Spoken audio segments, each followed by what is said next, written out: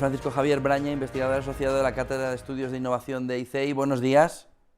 Hola, muy buenos días, José Y Antonio. Juan José Rubio, catedrático de Hacienda Pública de la Universidad de Castilla-La Mancha. Juan José, muy buenos días. ¿Qué tal? ¿Cómo estáis? Buenos días. Bueno, acabamos de escuchar a Lorenzo Amor con ese tema de los autónomos y ese cambio eh, de las bases, de las cuotas de tributación que tendrán a partir de 2023. No se sabe si es el mejor cambio para el sector. ¿Cómo lo veis vosotros, Francisco Javier? Ay, no me pregunte de ese tema porque realmente no estoy no estoy muy al día de cuáles son los cambios normativos que quieren hacer.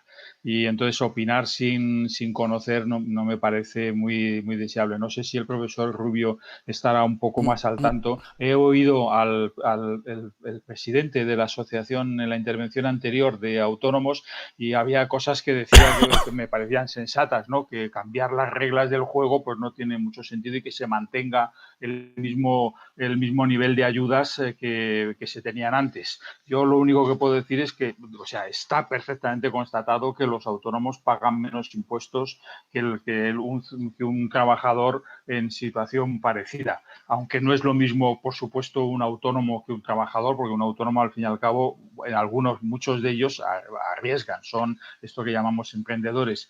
Pero más allá de eso, yo la verdad no me atrevo a decir, porque hasta que no conozca los cambios normativos que se están discutiendo todavía, no tendría sentido que diera mi opinión. Lo siento, José Antonio. En mi caso, algunas consideraciones respecto a la propuesta que se formula.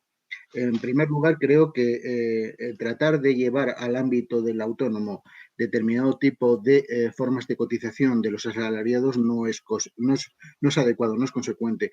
De alguna manera, el señor Amor ya ha comentado un tema importante y es el hecho de que no es lo mismo un salario que un rendimiento neto de una actividad económica de un autónomo. Y en ese sentido, bueno, pues hay que tener en cuenta que no se puede equiparar el tratamiento de las cotizaciones en función de los dos conceptos. Hay que pensar que dentro del rendimiento neto hay una serie de conceptos deducibles, pero hay otros que no lo son, con lo cual estaríamos de alguna manera discriminando contra del autónomo. En segundo lugar, yo creo que es muy importante tener en cuenta que lo que se ha puesto encima de la mesa es una propuesta por parte del gobierno que yo creo que debe estar sujeta a negociación, porque todo el proceso es un proceso a largo plazo, de tal manera que se iría incorporando con un límite, entiendo que el año 2030. Por lo tanto, hay tiempo y hay margen de maniobra para llegar a un acuerdo razonable que permita esta situación. Y luego hay un tercer elemento que me preocuparía enormemente y es el hecho de que unas cotizaciones exacerbadas, unas cotizaciones inmanejables por parte del autónomo, lo que hacen es fomentar la economía sumergida, fomentar el fraude fiscal. Por lo tanto, hay que ser muy precavido y negociar con las con las asociaciones de trabajadores autónomos una situación razonable que permita incrementar los derechos de los autónomos desde el punto de vista de lo que son la salida de su actividad laboral, pero al mismo tiempo incrementar sus cotizaciones en función del coste real que supone la cobertura de sus necesidades en diferentes situaciones, como puede ser el cese de actividad o como puede ser la propia jubilación. Por lo tanto, yo creo que el acuerdo tiene que producirse y que esto es un primer paso en esa situación.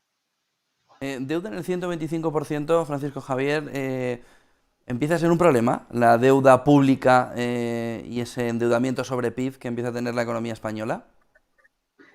Hemos hablado varias veces aquí en esta tertulia de eso. Estamos prácticamente igual que hace 3 meses y que hace 6 meses, ya va subiendo poco a poco el análisis es exactamente el mismo. Es decir, en la situación actual no es para preocuparse a corto plazo. Otra cosa es si a largo plazo se mantiene ese nivel de endeudamiento, que no tendría por qué ocurrir si se consigue con una reforma fiscal o empezar a obtener más ingresos en el medio plazo, estoy hablando en el medio largo plazo, y entonces poco a poco ir abandonando la necesidad de recurrir al endeudamiento. Recurrir al endeudamiento en el caso del sector público, y a mí ya lo he dicho varias veces aquí, lo que me preocupa es el endeudamiento externo, no el endeudamiento interno, porque vuelvo a repetir, el endeudamiento interno es utilizar ahorro de los españoles, es decir, y entonces quiere decir que y está retribuido. Eso no me preocuparía, me preocupa el endeudamiento externo, pero entonces si en el momento en que se recurre al endeudamiento externo es porque no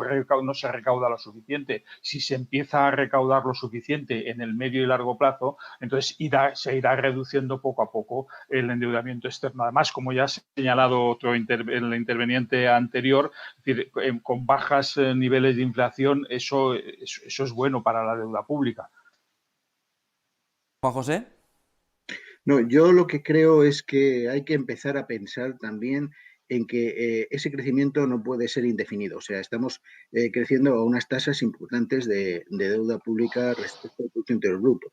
Entonces, aquí hay un elemento fundamental y es que en algún momento la suspensión de las reglas fiscales se va a cortar. Fundamentalmente porque habrá que volver a algún tipo de disciplina fiscal. Y en ese sentido yo creo que es muy importante tener preparado un plan de consolidación fiscal a medio plazo en el cual se pueda ir reduciendo esos niveles de endeudamiento. Es verdad que una inflación creciente de alguna manera lo que hace es diluir el efecto, como ha comentado el señor Cano hace un momento, pero también es cierto que esa inflación no va a ser suficiente para embridar el comportamiento de las cuentas públicas y fundamentalmente de la deuda. Por lo tanto, hay dos elementos.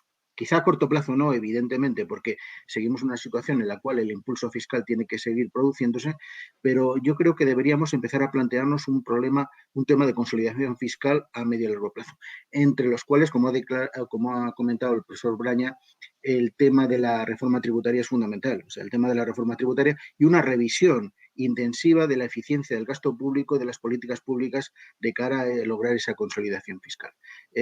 A corto plazo creo que no es preocupante desde el punto de vista de la situación en la que vivimos, pero a medio y largo plazo debemos empezar a plantearnos qué alternativas tenemos para ir reduciendo ese gap. Porque si no, dejaremos una deuda pública enormemente grave a futuras generaciones y estaremos de alguna manera comprometiendo su futuro económico.